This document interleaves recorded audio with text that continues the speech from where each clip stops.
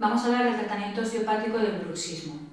El bruxismo es el acto de apretar o rechinar los dientes de manera inconsciente y se puede producir por la noche durante el periodo de descanso o durante el día.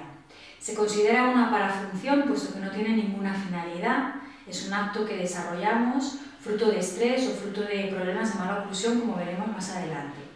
Este bruxismo va a afectar más a la población femenina entre la segunda y la cuarta década de la vida. Es una parafunción y el hecho de que sea una parafunción va a tener como consecuencias efectos adversos tanto en la dentadura del paciente como problemas de desgastes, problemas de hipersensibilidad dental, problemas en la articulación como artrosis precoz, problemas meniscales. Va a generar en el paciente una situación de dolor orofacial, dolor craneal o dolor cervical y también va a producir problemas de descanso, falta de sueño reparador. Y además va a provocar en muchos pacientes, no en todos, pero en algunos sí, limitación en la apertura bucal que puede condicionar la dificultad de realizar un buen manejo, una buena higiene bucodental. ¿Qué factores están en relación con la aparición del bruxismo? Tenemos varios factores, es una patología multifactorial. Quiere decir que, en primer lugar, hay un componente de estrés psicológico asociado a un componente laboral o componente familiar que desencadena la situación de apriete dentario. Pero también tenemos un componente oclusal, es decir, una alteración en la relación de los dientes de arriba con los dientes de abajo, problemas de mala oclusión, roturas de dientes, algún tipo de interferencia oclusal, alteraciones en el crecimiento de los maxilares superiores con la mandíbula pueden provocar también esta situación de bruxismo. Y además nosotros como osteópatas le vamos a dar un principal peso a alteraciones posturales, alteraciones en la posición de la cabeza con respecto a las cervicales y alteraciones de la mandíbula con respecto a la posición de cabeza y cuello, que van a facilitar la musculatura supramandibular e inframandibular y pueden desencadenar el bruxismo del paciente. Además hay relaciones en pacientes con respiración bucal y pacientes con falta de descanso de sueño reparador, como también posibles desencadenantes de esta situación de bruxismo. Desde el punto de vista de la osteopatía vamos a realizar un abordaje conservador y manual en la aplicación de técnicas craniocervicales para intentar mejorar la calidad de vida del paciente reduciendo su sintomatología. Una de las cosas principales que vamos a valorar en nuestro paciente es la posición de la cabeza en relación con sus cervicales y en relación con el cuerpo. Posiciones de cabezas adelantadas, rotadas hacia anterior o rotadas hacia posterior, nos van a traducir que hay un sufrimiento, un desequilibrio entre la musculatura hioidea y la musculatura masticatoria, además de una posible irritación de los espacios suboccipitales con una irritación del núcleo trigémino cervical que va a facilitar a su vez a todas las estructuras dependiendo del nervio trigémino. Otra cosa que vamos a valorar con nuestro paciente de frente o de perfil es el desarrollo de su macizo facial. En el caso de nuestra paciente, tenemos que nuestra paciente presenta una alteración, un dismorfismo craniofacial, una clasificación de Angel tipo 2, que quiere decir que la mandíbula de abajo está más posterior o ha crecido un poquito menos que el maxilar superior, y eso hace que la paciente tenga un perfil retrognático, y es sugestivo de que toda su musculatura infrahioidea y suprahioidea está con una tensión patológica que activa por tensión pasiva a la musculatura masticatoria. Vamos a normalizar primero esas disfunciones o esa posible facilitación de las cervicales altas y luego pasaremos a hacer un trabajo craneal. Tómate, por favor.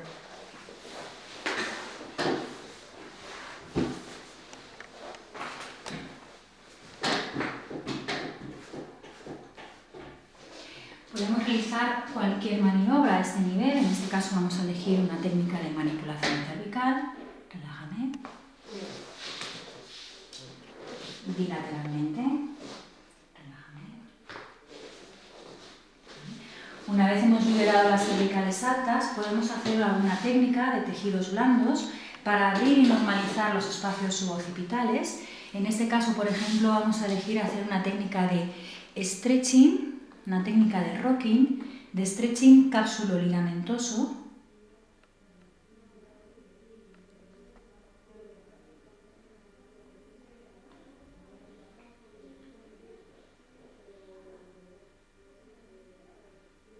Hasta sentir que esa zona está liberada y podríamos hacer un trabajo preparatorio de la sutura occipitomastoidea para liberar esta sutura y luego poder trabajar con mejor eficacia la musculatura del esternocleido y del trapecio del paciente.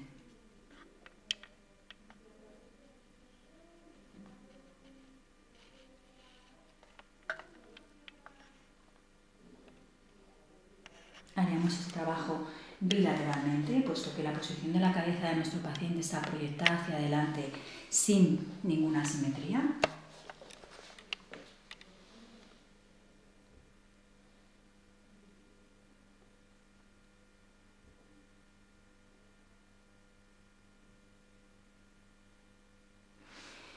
Y posteriormente pasaríamos a analizar un poquito el cráneo y la mandíbula, puesto que la articulación temporomandibular está formada por una parte de la superficie articular que ofrece el temporal y la otra parte de la superficie articular la ofrece el cóndilo mandibular. Vamos a hacer una escucha, una inspección de cómo están los temporales de nuestro paciente, valorando si están en alguna posición de flexión o de extensión osteopática.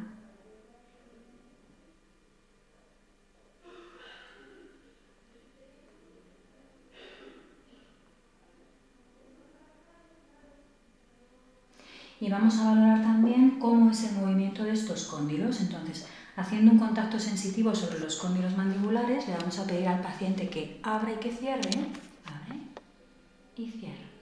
En nuestro caso, nuestra paciente no presenta limitación en la apertura, pero sí presenta una apertura en bayoneta, que quiere decir que sus cóndilos se están moviendo de una manera asimétrica y que esta alteración articular está irritando el 5-3, esta raíz del trigémino, haciendo que su musculatura presente todavía más tensión.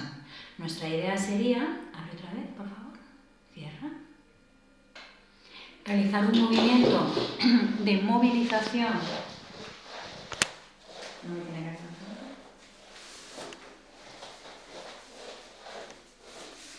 del cóndilo mandibular, que vemos que se mueve menos, abre un poquito, relájame, en la idea de darle elasticidad a esa cápsula, mejorar esa congruencia articular, mejorar el deslizamiento del cóndilo y abrir el espacio articular para liberar de presión esta articulación.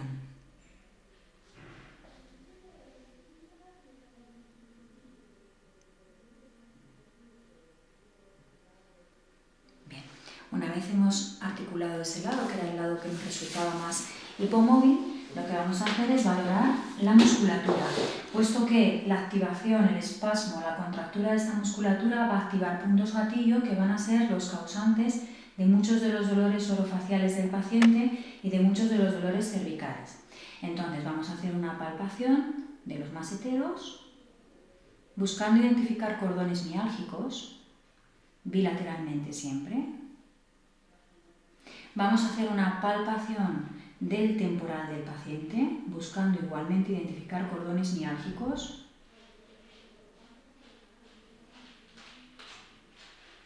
Y vamos a hacer una palpación del pterigoideo interno. Con esto realizamos una palpación de los 3 músculos o de las 3 parejas de músculos del cierre, maseteros, temporales y pterigoideos internos. Valoramos un lado, valoramos el otro lado. Y vamos a tratar los músculos que presentarán más tensión. En este caso sería el pterigoideo interno de este lado, los dos maseteros y los 2 temporales. Para los temporales vamos a hacer una técnica miofascial que busca hacer un trabajo en la aponeurosis y en el músculo temporal del paciente.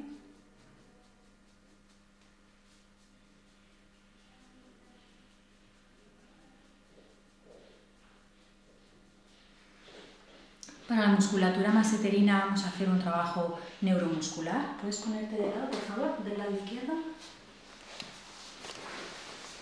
Colocamos al paciente confortable y vamos a realizar un pequeño tissue pull del tejido y a realizar un trazo profundo, lento y progresivo sobre esas fibras musculares del masetero del paciente. En el caso que encontremos algún punto más doloroso, más sensible o que el dedo desliza peor, entonces enlenteceremos nuestro ritmo, profundizaremos un poquito más para hacer una desactivación real.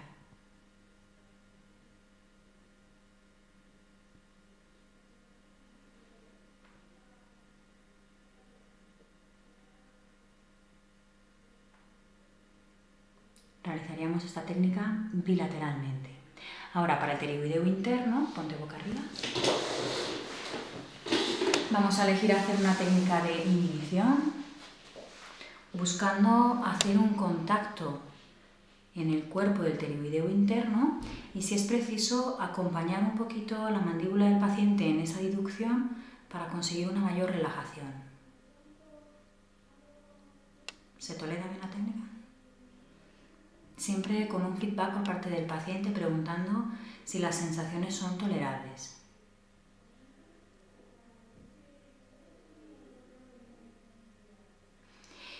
Y por último podríamos hacer un trabajo de toda esa musculatura supra e infrayoidea buscando desactivar sobre todo los suprayoideos, que son los que están fijando la mandíbula de nuestro paciente en una posición retrognática.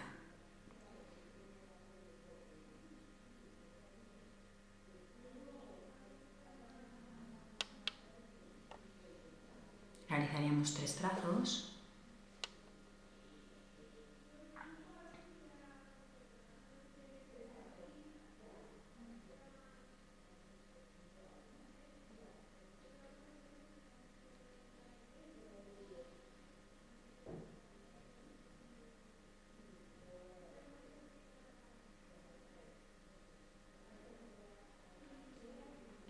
Y por último, si el componente del estrés es un componente importante en este paciente, realizaríamos alguna técnica para bajar un poco ese nivel de estrés, para normalizar el sistema ortosimpático. Podríamos realizar una técnica de cuarto ventrículo, técnica craneal osteopática, dejando la cabecita relajada.